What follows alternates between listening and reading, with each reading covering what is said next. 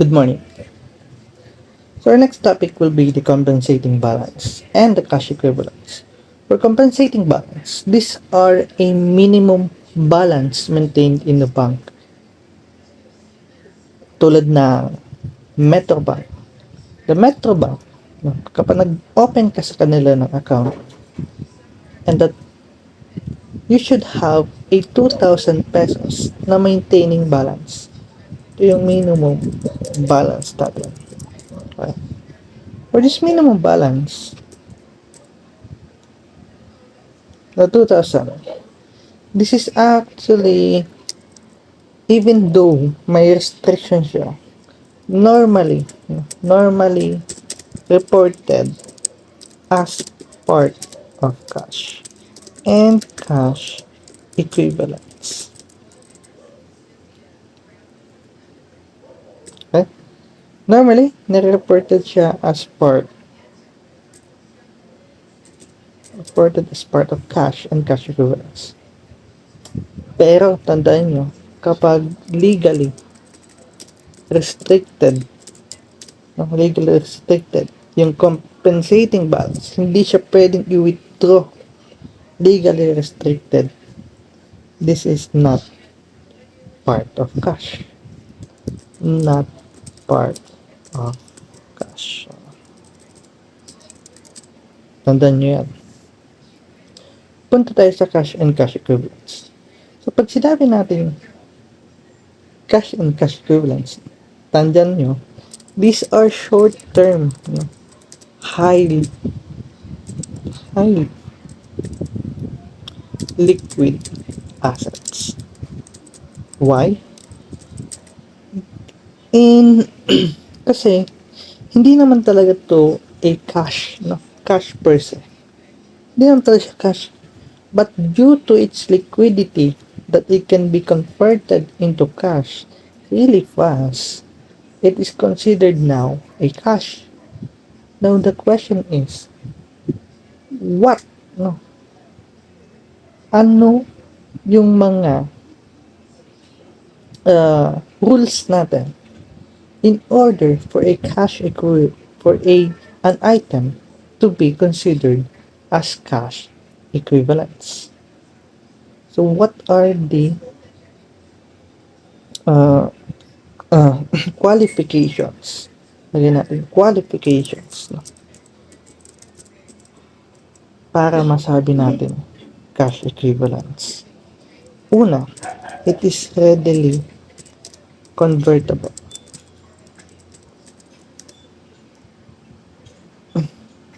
To a known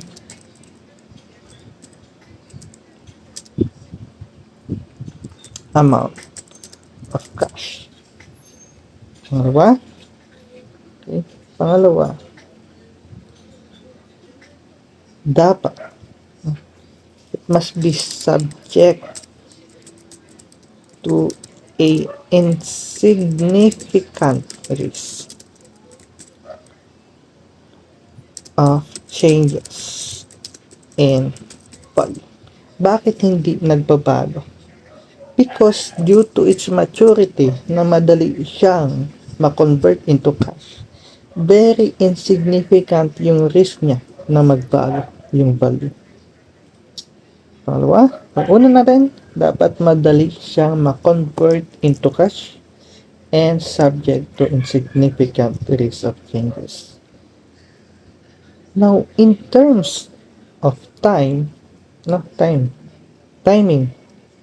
ang kailangan lang nating tandaan is the date of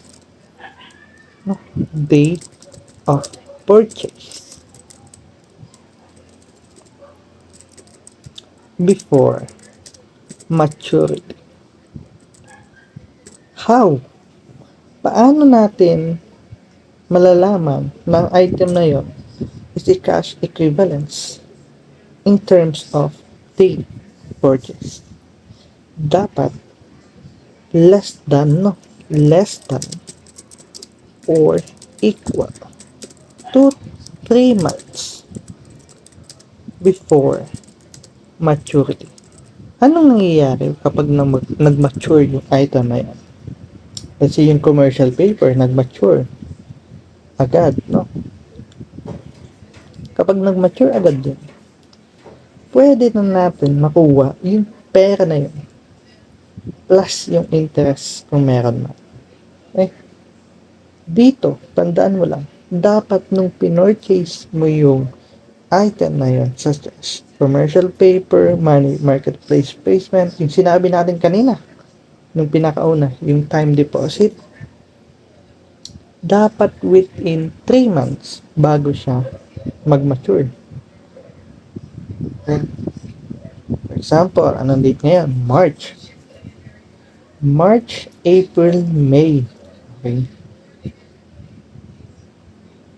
Kahit na yung maturity na yun nag-start ng January, pero binili mo ngayong March, before maturity, kung ang maturity niya is May, that is 3 months, that is included as a cash equivalence. Okay, ganun lang po yun, no? Kapag more than 3 months, not part of cash equivalence, pero pwede pa rin maging part of cash. Dito, ang sinasabi ko lang, kung part siya ng cash equivalence.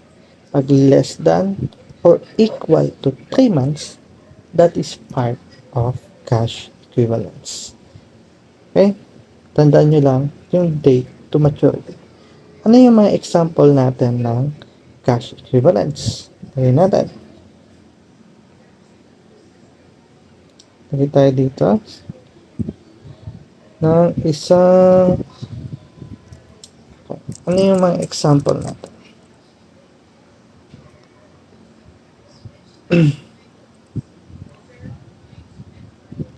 So we have here these 4, no? 5, 6. So it can be a commercial paper. Basta tandaan nyo lang within 3 months, no? Before maturity. Commercial paper. These are government, mga government bonds or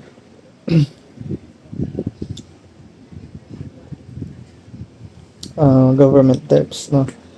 Yung mga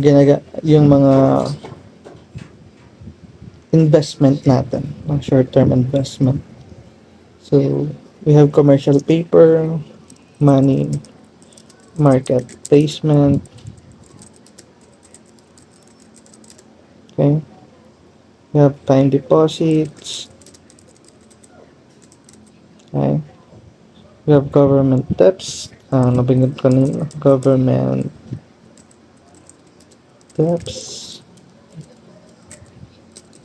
debts, yun. Corporate bonds, and type corporate bonds, and also we have redeemable preference share. For commercial paper, it should be usually less than 3 months. No? Usually less than 3 months yung maturity nito. And also the money market placement. Even though silent yung problem, this is included as a cash equivalence. So usually 3 months or less. No? We have also time deposit na nakita ko to sa GCash. Meron sa savings account, meron tayo doon time deposit. Tapos withdraw mo na siyang within any months, ay within the 3 months or 6 months with higher interest. So, pag less maturity again, na-purchase mo siya within 3 months, that is before maturity, that is included as a cash equivalence. Also, government debts. Tandaan nyo sa government debts, kapag sinabi natin treasury bills, okay, that is, yung term niya is usually 1 year or less. Yung term, okay? Yung term is 1 year or less. Meanwhile, pag sinama natin treasury funds, yung term niya is more than a year.